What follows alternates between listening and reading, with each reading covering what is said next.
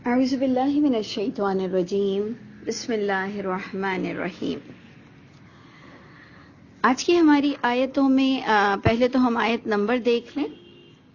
آیت نمبر آ رہا ہے 178، اور اگر وقت ملا تو ہم وہ دوسری آیت 180 وصیت پر ہے، 178 اور 79 قصاص پر ہے، 180 وراثت پر ہے۔ دونوں میں بہت اہم نقطے ہیں اور غور کرنا بہت ضروری ہے۔ اعوذ باللہ من الشیطان الرجیم بسم اللہ الرحمن الرحیم۔ یا ایھا الذین آمنوا، اے ایمان والو، کتبہ۔ اب اس کتبہ کو دیکھیں گے آپ کہ یہاں سے بہت زیادہ کئی بار آپ پڑھیں گے کتبہ کتبہ کتبہ۔ کتبہ ہمارے اردو سے ریلیٹڈ کتابت سے بہت ہی بلونگنگ ہے، ہمارے لیے سمجھنا کافی ایزی ہے کتابت کو، کہ وہ لکھ دیا جانا یا لکھا ہوا، یا اس کو ہم کسی اسپیکٹ پر فرض بھی کہہ دیتے ہیں، جائز بھی کہتے ہیں، حلال بھی کہتے ہیں۔ تو اب یہ آپ کو سیٹنگ کرنی ہے، جیسے روزے کے لیے آ رہا ہے، جبکہ روزہ مریضوں پر اور مسافروں پر ٹائم بینگ معافی بھی ہے، لیکن ہم نے کہا کہ روزے فرض ہیں۔ فرض کی نوعیت آپ کو پتہ ہے کہ فرض کی نوعیت میں کس طرح سے فرض ہے، کہ جیسے تندرستی ہو، اچھا، اور جیسے وہ جو ٹریولنگ کی بات ہوئی، تو اسی طرح یہاں جو قصاص کی بات ہو رہی ہے، بدلہ لینا، یہ سب پر ضروری نہیں ہے، اور کبھی تو پتہ ہی نہیں چلتا ہے کہ کس نے مارا، تو ڈھونڈنا بھی ضروری نہیں ہے قاتل کو، کہ اب اگر مل گیا تو بہت اچھی بات ہے، نہ ملا تو نہ ملے، پتہ ہی نہیں چلتا کس نے مارا، تو وہ بھی ایسا نہیں ہے کہ کوئی اللہ کی پکڑ ہو جائے گی کہ تم نے قاتل کو کیوں نہیں ڈھونڈا۔ تو مقصد یہ ہے کہ کتبہ کو اس کی جگہ پہ رکھ کے ہم نے سمجھنا ہے کہ کتبہ کا معنی اپنے اپنے اسپیکٹ پر کس طرح سے سمجھا جائے گا۔ تو اے ایمان والوں، کتبہ علیکم القصاص فی القتلى۔ دیکھیں، قصاص کا معنی تو ہوتا ہے عدل کا بدل، ٹھیک ہے، لیکن قتل کے معاملے میں عدل کا بدل بتایا جا رہا ہے، ٹھیک ہے۔ تو کیونکہ حرمتوں کے مہینے میں بھی آتا ہے کہ یہ عدل کے بدل نہیں ہو سکتے ہیں، اور جو ہیں وہی ہیں، تو اس لیے میں تمام جتنی چیزیں مجھے یاد آتی جا رہی ہیں اور جو امپورٹنٹ ہے بتانا آپ لوگ سب کو، اور آپ کا دماغ مجھ سے اچھا چلتا ہوگا، تو غور کیجئے کہ ایک تو ہم نے کتبہ پر بہت توجہ دینی ہے کہ یہ اپنے اپنے آیت کے اعتبار سے جانا جائے گا کہ اے ایمان والو، فرض ہے تم پر بدلہ لینا قتل کے معاملے میں۔ اب اگر میں اس طرح سے اردو پڑھ لوں، کتبہ کو میں اس طرح سے پڑھ لوں کہ اے ایمان والو، فرض ہے تم پر بدلہ لینا قتل کے معاملے میں، تو پھر اس کا مطلب لوگ بڑا عجیب سا نکالیں گے کہ قتل کے معاملے میں تو ضرور ضرور ضرور بدلہ لو اور لو، تو پھر اور بھی بات نکلے گی کہ پھر قاتل کو بھی ڈھونڈو، اور قاتل کو کسی صورت بھی معافی بھی کس طرح کی لکھی ہے۔ تو اس لیے تمہارے لیے جو آ رہا ہے کہ جائز ہے کہ اگر آپ کہو کہ اللہ تو بڑے رحیم ہیں، اللہ تو معاف کر دیتے ہیں، تو ہم یہ آیت لائیں گے کہ جائز ہے، قصاص لینا جائز ہے۔ کوئی کہے کہ تم تو اتنا قرآن جانتے ہو، تم تو اللہ کو جانتے ہو، ہم تو چلو اللہ کو نہیں جانتے، تم لوگ قصاص لیتے ہو۔ ایک اور بھی ہمارے یہاں ایک بڑی غلط انٹرپریٹنگ ہے کہ اگر کوئی بچہ بھی مر جائے، ماں مر جائے، ماں کا ریپ ہو جائے، کوئی بھی جیسے بہت ہی گھناؤنا جرم ہو جائے، اس پر پھر اگر قصاص لے لیا جاتا ہے، قصاص کا معنی ہے کہ جناب اس کا جو معاوضہ طے ہوا وہ بندے نے مخصوص کر لیا کہ ٹھیک ہے، یہ اس نے ہماری ماں کے ساتھ ایسے کیا اور مار ڈالا ہے، اب وہ کہہ رہے ہیں کہ معاف کر دو، تو آپ اس کی کیا آپ اس کا قصاص کیا لیں گے؟ تو اگر گورنمنٹ یہ طے کرتی ہے کہ اس کو 5 کروڑ دے دو، 50 کروڑ دے دو، 1 لاکھ دے دو، 10 لاکھ دے دو، تو ہمارے یہاں کہا جاتا ہے بے غیرت، بے شرم، تمہاری ماں کے ساتھ ایسے کیا اور تم لوگوں نے پیسہ لے لیا۔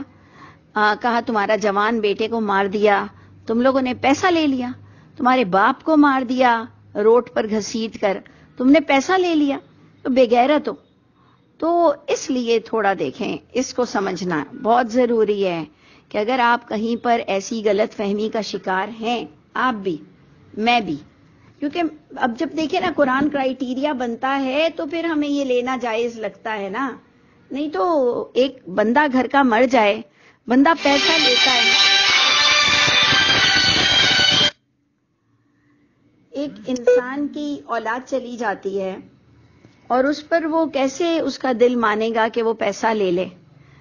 تو اس لیے آپ کو قرآن نے جب کرائیٹیریا دیا کہ یہ جائز ہے، تو کتبہ کا معنی ہم زیادہ تر کیا کریں گے، اور یہ سمجھانے کے لیے اتنی تمہید بھی باندھیں گے، کیونکہ میں ہمیشہ چاہتی ہوں کہ جن جن معاملات میں آپ کی اور میری لیکنگ ہے، جہاں جہاں ہمارے ہاں ایک غلط رواج قائم ہے، جہاں جہاں مجھ جیسے آپ جیسے بھی لوگ ایک غلط بات کر دیتے ہیں کہ ہاں دفع کرو پیسہ، بے غیرت ہے ہم کیا پیسہ لیں گے، چلو ہم بدلہ بھی نہیں لے رہے ہیں لیکن ہم پیسہ بھی نہیں لیں گے. تو تم نے اللہ کی دی ہوئی نعمت کو ٹھکرا دیا.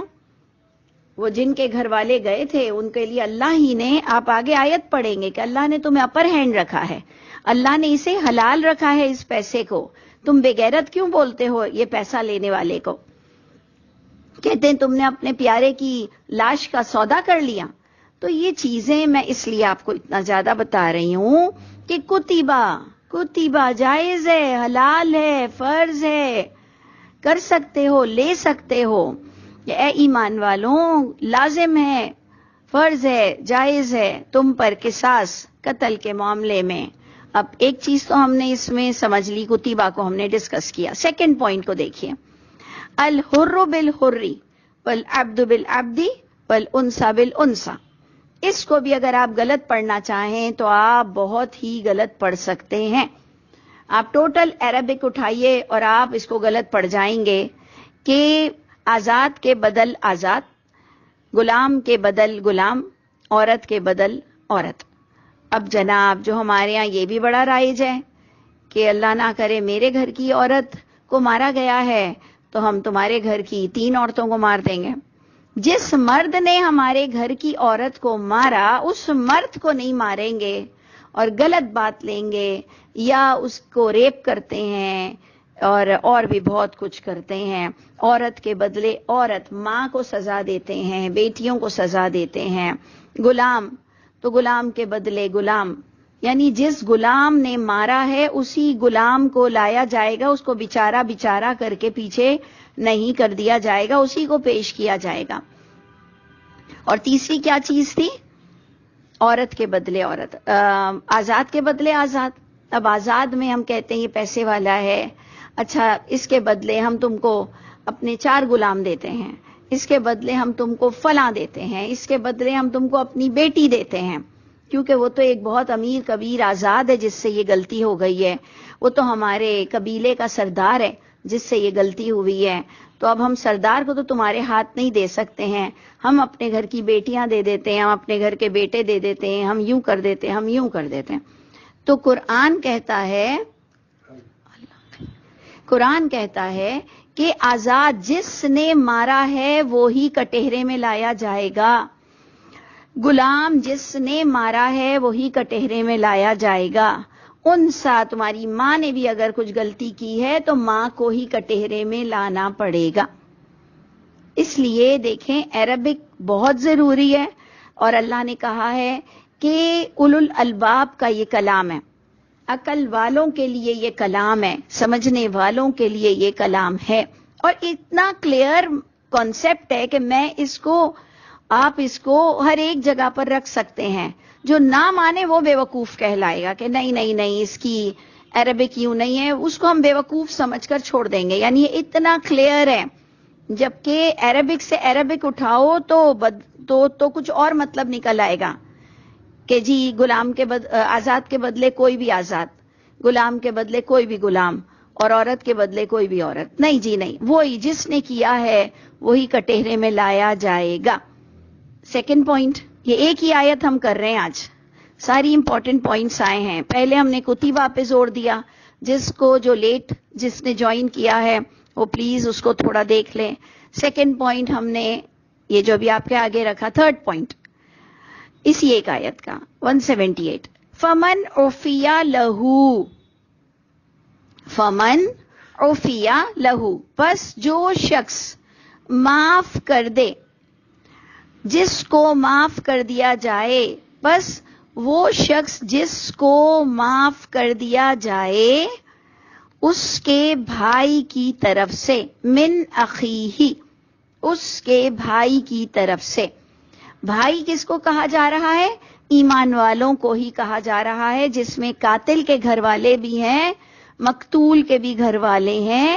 یا ایھا الذین آمنو سے بات ہو رہی ہے کہ جو یہود و نصارہ مشرکین مکہ جو بھی الہامی کتاب پر ایمان لاتا ہے تو تمام ایمان لانے والوں کے لیے یہ پیغام ہے کہ جو مقتول کے گھر والے اگر قاتل کے گھر والوں کو معاف کر دے، تو کیسی معافی؟ پوری معافی نہیں ادھر ہے، فاتباع بالمعروف، اگر وہ جان بخشی کر دیں، معاف کر دے میں ہم بریکٹ میں کیا ڈالیں گے؟ فمن عفی لہو، پس وہ شخص جس کو معاف کر دیا جائے، یعنی وہ قاتل جس کو معاف کر دیا جائے، من اخیہ، اس مقتول کے بھائی کی طرف سے۔ انڈرسٹینڈ؟ ہم نے جتنا ہو سکا ہے آپ کو لہو اور اخیہ دونوں کا پروناؤن بتایا ہے۔ جو شخص کو معاف کر دیا جائے قاتل کو، عفیا، عفو، اس مقتول کے گھر کی طرف سے اس کو اخی کہا گیا، بھائی۔ تو معافی کیسی معافی؟ کہ وہ جان نہیں لے گا، چلو میں جان کے بدلے جان نہیں لیتا ہوں، میں قصاص میں جو وہ کھیت لینا چاہے، پیسہ لینا چاہے، زمین لینا چاہے، اور یہ بھی گورنمنٹ کی طرف سے ہوتا ہے۔ ہمارے ہاں تو جرگہ بیٹھتا ہے یا وداؤٹ گورنمنٹ بھی بات ہو جاتی ہے، لیکن یہ سب گورنمنٹ پالیسی ایکچولی بتائی جا رہی ہے کہ قاتل کی پراپرٹی دیکھی جاتی ہے، قاتل کی پراپرٹی دیکھی جائے گی۔ اب ایک غریب ہے، اب اس کے پاس تو کچھ ہے ہی نہیں، تو پھر اس کا ایک الگ کیس ہوگا۔ ایک کروڑ پتی ہے تو اس سے ارب کا تو مطالبہ نہیں کیا جائے گا، ایک لکھ پتی ہے اس سے کروڑ کا تو مطالبہ نہیں کیا جائے گا، وہ کہاں سے دے گا؟ مر بھی جائے تو آپ کو لکھ پتی کروڑ روپے نہیں دے سکتا ہے۔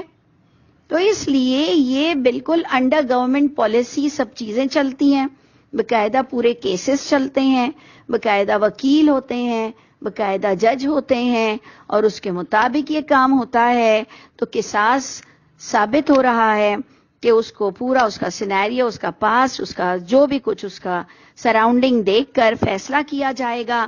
نمبر 1، جس نے قتل کیا ہے اسی کو مار ڈالا جائے، ناک کے بدلے ناک، کان کے بدلے کان، جان کے بدلے جان، پیر کے بدلے پیر، ہاتھ کے بدلے ہاتھ، واٹ ایور۔ لیکن اب معافی کی بات آئی تو معافی کا مطلب پوری معافی نہیں، جان بخشی۔ ہم اس معافی کو لیں گے کہ اگر کوئی جان بخش دے قاتل کو، مقتول کے گھر والے، تو اب اس کو اتباع کرنی ہے معروف طریقے سے، جو گورنمنٹ پالیسی، جو دین کی پالیسی، کہ اداء الیہ باحسان، بہت تمیز کے ساتھ، احسان کے ساتھ، گریٹفل ہو کر، سنسیئر ہو کر، بہت کائنڈلی، بہت ہی احسان مند ہو کر اس کو وہ پیسے ادا کرنے ہوں گے، نہ کہ پھینک کے، تھوک پھینک کے اور لعنت دے کے کہ لو کھاؤ مرو، یہ لو قصاص، لو ہماری ٹرک لے لو، جس ٹرک سے ہم نے تمہارا بچہ کچلا تھا، لو مرو، یہ ٹرک لو، یہ گاڑی لو، یہ میرا گھر لو، میرے بچے کو تم نے بخش دیا لیکن یہ تم نے میرا ٹرک لے لیا، گاڑی لے لی، کھیت لے لیا، مرو جاؤ دفاؤ۔ ایسا نہیں ہوتا۔ اداء الیہ باحسان، شکر کرو اس نے تمہارے اپنے بیٹے کے مرنے پر، اس جس نے مارا ہے، چاہے باپ نے مارا، چاہے بیٹے نے مارا، چاہے تمہاری ماں نے مارا، شکر کرو وہ تمہاری جان نہیں لے رہا۔ لیکن ادھر تو پیسے کھلا کے سب کچھ ہو جاتا ہے، قصاص بھی نہیں ملتا اس کو، اور ماں بہنوں تک تو بات ہی نہیں آتی، عورتوں کو تو یہ چھپا ہی دیتے ہیں۔ تو غور کیجئے گا کہ یہ کیا جسٹس ہے قرآن میں، اور قرآن پورے پچھلے دین کی بھی عکاسی کر رہا ہے. قرآن پورے پچھلی وحی کی بھی عکاسی کر رہا ہے کہ کوئی نیا قانون نہیں آپ کو نظر آ رہا. صدا سے دین کا یہی فارمیٹ تھا، لیکن ہمارے یہاں آج تک قصاص لینے والوں کو لعنت ملامت کیا جاتا ہے. تو اس لیے خدا را آپ ایسے گناہوں میں اللہ کرے کہ ہم انوالو نہ ہوں، اور جو جائز کام ہو اس پر ہم لعنت ملامت بھی نہ کریں. جاہلوں میں اٹھیں گے اور اللہ کی طرف سے اور جاہل ہوتے چلے جائیں گے. تو میں امید رکھتی ہوں کہ اتنی بات آپ لوگ سمجھ چکے ہوں گے. آپ کے پاس آپ کے سامنے قرآن کھلا ہوا ہونا چاہیے، تو آپ کو اور دل پر بات اترتی چلی جائے گی کہ فاتباع بالمعروف، معافی جان بخشی ہو جائے تو وہ فالو کرے گا، اتباع کرے گا معروف کی، دین کی، شریعت کی، گورنمنٹ کی، اور ادا کرے گا اس کی طرف بہت اچھی طرح احسان کے ساتھ. ذالک تخفیف، یہ تخفیف ہوئی ہے من ربکم، تمہارے رب کی طرف سے کہ جان بخشی ہو گئی. یہ کمی اللہ نے کر دی، رعایت کر دی تمہارے رب کی طرف سے، اور رحمت ہے یہ. فمن اعتدی، اب سن لو جو اس کے بعد بھی یہ رول فالو نہیں کرے گا. فمن اعتدی، جو ان رولز کو فالو نہیں کرے گا، مار کر بھاگ جائے گا اور پیچھے اس کو قصاص نہیں دے گا، یا جو بھی کچھ کرے گا، یا بیٹے نے مارا ہے تو اتنی بیٹیاں اس کو دے دے گا اور بہت زیادتی کرے گا. فمن اعتدی بعد ذالک، جس نے یہ تمام آیتوں کو پڑھنے کے بعد زیادتی کی، فلہو عذاب علیم، وہ دردناک عذاب کا مستحق کہلائے گا. اس کے لیے پینفل، درد دینے والا اللہ نے عذاب تیار رکھا ہوا ہے. وَلَكُمْ فِي الْقِصَاصِ، سنو غور سے سنو، تمہارے لیے بدلہ لینے میں، قصاص لینے میں، چاہے جان سے مار دو کسی کو تو بھی اللہ کا حکم ہے، جان کے بدلے جان. چاہے ناک کاٹیے، ناک کاٹو اس کا، ہاتھ کاٹے اس نے، اس کے ہاتھ کاٹ دو، توڑ دو اس کے ہاتھ. اس میں اللہ فرما رہے ہیں بدلہ لینے میں یا وہ جو دیت کی رقم لینے میں. حیاتن، یہ حیاتی کی نشانی ہے. حیاتی کی کیسے نشانی ہے؟ کہ تمہارے لیے زندگی کی رمق اور بڑھے گی، لوگ کیئرفل رہیں گے، لوگ فار گرانٹیڈ نہیں لیں گے، لوگوں کو قرآن کا یہ اصول پتہ ہوں گے، گورنمنٹ دین پر چلنے والی ہوگی. تمام government, east west north south, سب گورنمنٹ کو پتا ہے کہ الہامی کتاب کے مطابق اصول یہی ہیں. تو اس لیے غور کیجئے کہ اگر یہ طریقے کے ساتھ انسان سے بدلہ لے لیا جائے تو تمہیں زندگی نصیب ہوگی. یعنی یہ جو کیسز ہیں، یہ جو کرائمز ہیں، یہ جو جرم ہیں، اس کا ایوریج، اس کا گراف کم ہو جائے گا. لوگ بہت احتیاط کریں گے.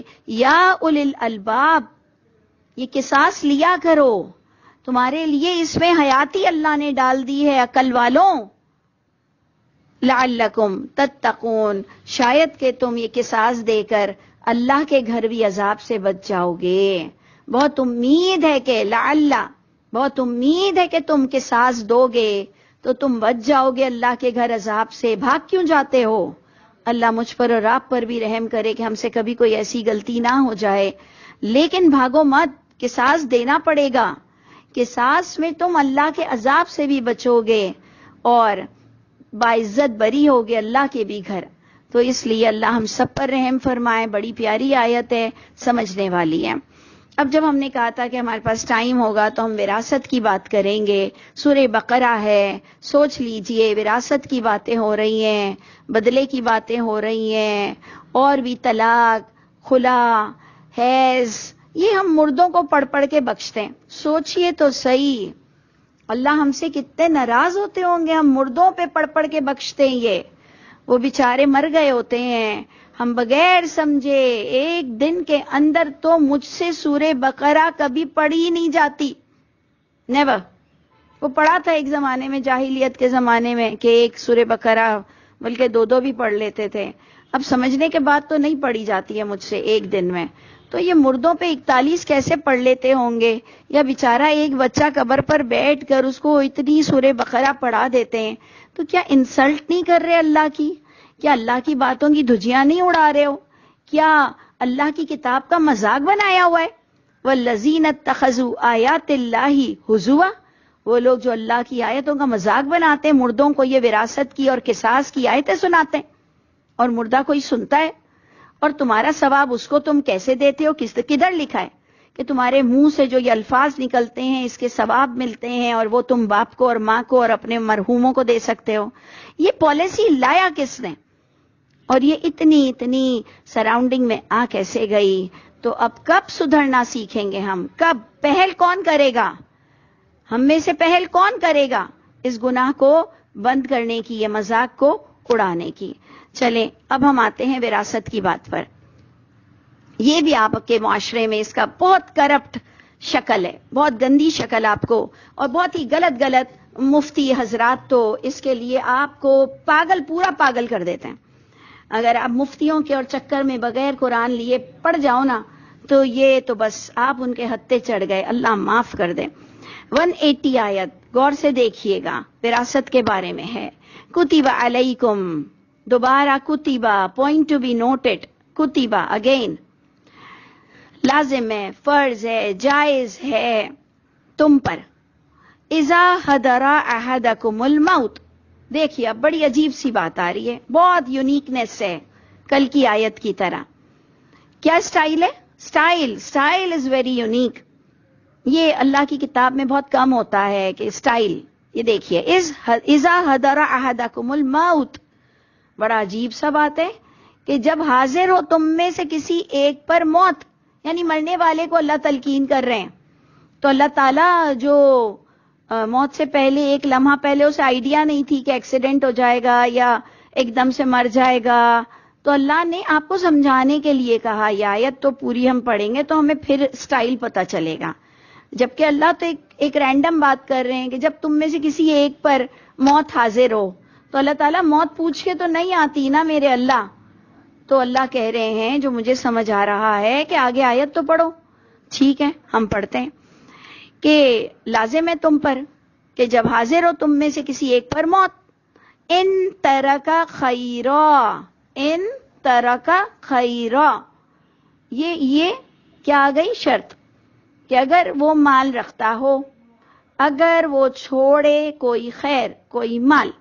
ٹھیک ہے جی، تو اب ہمارے پاس ایک ہم ہائی لائٹ کرتے جائیں گے کہ جب کبھی ہمارے پاس مال ہو، ایسا مال ہو جس کی وصیت ضروری ہے، تو اس کو جلد از جلد وصیت کر دو، کیونکہ ہمیں کیا پتا موت کب دستک دے دے گی۔ تو یہ ہمیں میسج مل گیا کہ جب تم میں سے کسی ایک پر موت حاضر ہو، تو اب موت تو بول کر آئے گی نہیں، ان طرح کا خیرہ سے ہم کو محکم بات مل گئی، متشابہ انداز ہمیں محکم بات مل گئی، ان طرح کا خیرہ۔ اچھا جی، اس شخص سے بات ہو رہی ہے کہ اگر کوئی مال والا ہے تو اس کو کیا اللہ تعالیٰ ترغیب دے رہے ہیں؟ الوصیۃ للوالدین، ضرور وصیت کرنا والدین کے لیے۔ دس از دا موسٹ امپورٹنٹ پوائنٹ۔ یہاں پر ذرا آ کے رک جائیے، یہاں پر آ کر رک جائیے۔ ہمارے مفتی، ہمارے علماء کہتے ہیں شرعی وصیت، شرعی وصیت، شرعی وراثت۔ واٹ از شریعت؟ واٹ از شرعی وراثت؟ شرعی وراثت کو یہ کہتے ہیں کہ جو وہ سورہ نساء میں آپ کو شروع کی آیتوں میں ملتا ہے کہ اس کا اتنا حصہ اور اس کا اتنا حصہ اور اس کا اتنا حصہ۔ تو ان علماء اور مفتیوں کو اور تمام لوگوں کو میں یہ ادب کے ساتھ کہنا چاہتی ہوں کہ وہ جو آپ شرعی وراثت اور شرعی بانٹ کہتے ہو، وہ من بعد وصیہ ہے، وہ من بعد وصیہ، وصیت کے بعد کی وہ بانٹ ہے، اور قرض کی ادائیگی کے بعد کی وہ بانٹ ہے۔ وہ ایسے ہی کسی کی بانٹ نہیں ہے۔ کوئی وصیت کیوں کرے گا؟ اللہ کیوں کہہ رہے ہیں؟ اور اگر آپ مجھے یہ کہہ دینا کہ جی آیت نمبر 180 پہلے آ گئی اور سورہ نساء بعد میں آ گئی تو بھی بات نہیں بنے گی، تو اور الٹی بھی بات ہو جائے گی کہ پہلے اللہ کہتے تھے کہ وصیت کر جاؤ، اور بعد میں اللہ نے کہا کہ میں نے وصیت بانٹ دی، تو یہ اللہ کے کہنا ذرا مجھے آیت میں بتا دیں کہ اللہ نے کب کہا کہ وہ میں نے پہلے کہا تھا، تو پہلے کہا تھا تو اس کو قرآن میں کیوں ڈالا؟ ہمیں کنفیوز ہونے کے لیے اللہ نے اگر یہ پہلے کہا تھا اور بعد میں اللہ نے وصیت بانٹی ہے، تو اللہ نے ہمیں ایک تو یہ بیچ کی بات بتائی کیوں نہیں، اور پھر اللہ نے آیت ہٹائی کیوں نہیں؟ ہمیں یہ بیچ کی بات کون بتائے گا؟ یہ میرا سوال ہوگا مولویوں سے، پھر ہمیں یہ بیچ کی بات بتائے گا کون؟ تو وہاں پر آپ کو محکم آیت مل گئی سورہ نساء میں کہ جو بھی حصے لکھے ہیں بیوی کے، بیٹی کے، بچے کے، جس کے، وہ من بعد وصیت یوصین بہا او دین، وہ 4 بار آ رہا ہے، وصیت کے بعد وہ حصے بٹیں گے، پہلے وصیت بٹے گی اور اس سے بھی پہلے قرض بٹے گا، جبکہ وہ 4 بار پہلے وصیت ہے بعد میں قرض ہے، پہلے وصیت ہے بعد میں قرض ہے، لیکن اللہ بھی میرا اور آپ کا امتحان لے رہے ہیں کہ اب بتاؤ پہلے وصیت پر عمل ہوگا یا پہلا قرضہ ادا ہوگا؟ یہ بھی میں اللہ کو حاضر ناظر جان کے کہہ رہی ہوں، سیکوینس میں تو آ رہا ہے پہلے وصیت بعد میں قرضہ، لیکن عقل بتاتی ہے، جو رب تعالیٰ نے عقل دی ہے، کہ پہلے قرضہ بٹے گا، پھر وصیت بٹے گی، پھر جو بچے گا پھر وہ سورہ نساء کی آیتوں کے مطابق حصے بٹیں گے۔ یہ میرا کنفرم اس وقت تک کا اینالائزز ہے، میں نے جو سمجھا، اور یہ ایک عام چیز ہے، یہ کچھ لوگوں کے اندر ہے اس میں کانفلکٹ، میں نے آپ کے آگے رکھ دیا کہ جب حصے بٹے ہوئے ہی ہیں تو مردے کو وصیت کیوں کرنی ہے؟ مرنے والے کو وصیت کیوں کرنی ہے والدین کے لیے؟ والدین کے تو حصے ہیں نا مقرر، نہیں جناب، وہ والدین کو پورا دینا چاہتا ہے، یا وہ زیادہ دینا چاہتا ہے، یا وہ چاہتا ہے کہ میری ماں کو مرتے دم تک اس گھر سے کوئی نہیں نکالے گا، میرے بیٹے نہ آ جائیں حصہ مانگنے۔ دیکھیں ہماری بوڑھی مائیں، ان کا اپنا باتھ روم، ان کا اپنا کمرہ، ان کے اپنے ایک بچپن سے وہ ایک محلے میں رہتی ہیں، پلی بڑی، یا اپنے شوہر کے گھر میں رہتی ہیں، بڑھاپے میں اگر ایک 3 بیڈ روم کا گھر بیٹے اور بیٹیاں مانگنے آ جائیں تو اس کو کیا کوارٹر میں ڈالو گے؟ تو یہ بھی میوچل انڈرسٹینڈنگ ہوتی ہے کہ باپ کے مرنے کے بعد کھڑے ہو جاتے ہیں بچے کہ جی باپ کے نام پر گھر تھا، ماں کے مرنے کے بعد باپ کے پاس کھڑے ہو جاتے ہیں کہ ماں کے نام کا تھا، ہمیں امی کی جائیداد میں سے حصہ چاہیے۔ او بھائی، میوچل انڈرسٹینڈنگ سے طے ہے کہ جب تک دونوں نہیں مریں گے کوئی حصہ نہیں ملتا، حصہ ادھر ملے گا جہاں بہت سارا پیسہ ہوگا، حصہ وہاں ملے گا جہاں واقعی ماں باپ نے کہا تھا کہ جی تھوڑا تھوڑا بھی ملے تو پھر مجھے کہیں بھی ڈال دینا، میں کسی بیٹے کے گھر رہ جاؤں گی۔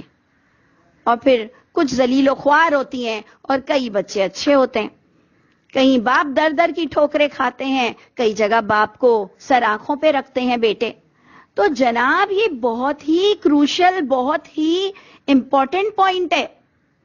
جہاں زیادہ مال ہو وہ چاہیے کہ وہ اپنے اپنے فیصلے اور حصے کر لیں، جہاں کم مال ہو تو میوچل انڈرسٹینڈنگ کے ساتھ یہ بیٹے بیٹی آ نہ جائیں مانگنے کہ جی ماں گھر بیچو یا کاروبار بیچو، پھر کوئی بھی ماں باپ کی ذمہ داری، دوائیوں کا بھی خرچے کی ذمہ داری نہیں لیتا۔ تو اس لیے غور کیجئے قرآن کیا کہہ رہا ہے، ہماری باتیں سب چھوڑیں، قرآن کیا کہہ رہا ہے کہ مرنے والے کو ہمیشہ اپنے والدین کے بارے میں سوچنا چاہیے۔ اور یہاں ہمارے یہاں ایک بڑی گڑبڑ ہے کہ بیٹی اپنے ماں باپ کے بارے میں نہیں سوچتی ہے۔ کیوں بھائی؟ بیٹی کو اللہ کو جواب نہیں دینا؟ بیٹی کی اللہ کی پکڑ نہیں ہوگی اللہ کے ہاں؟ جو بیٹی حرکت کرتی ہے، اگر بیٹی نے کوتاہی کی ہے، اگر بیٹی مر گئی تو اس کے مال میں سے ماں باپ کو نہیں ملے گا کیا؟ ہاں، وہ اگر یہ چاہتی ہے کہ میرے ماں باپ کو سنبھالنے والے بہت سے بھائی بہن ہیں، میں اپنے بچوں کے حصوں میں گڑبڑ نہ کروں، وہ ایک الگ بات ہے۔ ہم جیسے چاہتے ہیں کہ چلو اب ہمارے بچوں میں ہماری والدہ کے بہت سارے سرپرست ہیں تو گڑبڑ نہ کریں، لیکن خیال ہونا چاہیے، فکر ہونی چاہیے، اپنے بچوں کو بھی بول کے جانا چاہیے کہ نانی کا خیال رکھنا، نانا کا خیال رکھنا، تمہارے پیسوں میں ان کا حصہ ہے، تو جناب یہ اللہ تعالیٰ بتا رہے ہیں کہ جس کے پاس مال ہو وہ والدین کے لیے وصیت کرے گا، وہ قرابت والوں کے لیے وصیت کرے گا کہ میرا ایک بھائی غریب ہے، سارے بھائیوں کے پاس پیسہ ہے، میری ایک بہن غریب ہے، میری ایک بچی غریب ہے، میرا یہ ایک بچی معذور ہے، ایک بچہ معذور ہے، تو یہ میں اس کو دے کے جاؤں گا۔ تو یہ چیزیں آپ کو پورے رائٹ حاصل ہیں، پورا اختیار ہے۔ ہمارے ہاں کہتے ہیں مولوی، یہ مفتیان، کہ جناب 33% سے زیادہ وصیت نہیں کر سکتا۔ کدھر لکھا ہے؟ مجھے جواب دے دیجئے کہ میری بھی اصلاح ہو جائے مرنے سے پہلے۔ کہا جی 33% سے زیادہ تو نہیں بانٹ سکتا۔ کیوں جی؟ اللہ کی کتاب میں میتھمیٹکس کی کمی تھی؟ اللہ کی کتاب میں آپ ذرا سورہ نساء کو دیکھیں، کیا میتھمیٹیکلی پورے فارمولا آپ کو مل رہے ہیں، اس کا اتنا حصہ، اس کا اتنا حصہ، اگر اولاد ہے تو اتنا حصہ، اگر اولاد نہیں ہے تو اتنا حصہ، اگر بیٹا مر گیا، اس کی بیوی بچے کوئی نہیں ہے تو کلالہ ہے تو اتنا حصہ۔ اللہ نے کوئی کمی چھوڑی کہ تمہارے 33% کو اللہ نے نہیں لکھا؟ ہم نہیں مانتے، ہم نہیں مانتے۔ اور یقین جانے ہمیں لائف میں تو وہ موقع ملا کہ ہمارے جو ایک بھائی کا انتقال ہوا، میرے شوہر کے بھائی کا، وہ کلالہ تھے، ان کی جائیدادوں میں یقیناً میرے شوہر کا بھی حصہ تھا، لیکن انہوں نے وصیت کی تھی، ہم ہر صورت ان کے وارث تھے، لیکن ہمیں آئیڈیا تھا کہ جب انہوں نے کسی کے نام پر وصیت کر دیے تو اب ہم اس کا کیسا حصہ لے سکتے ہیں، 33% سے بھی زیادہ ہو، انہوں نے تو 75% وصیت کی تھی۔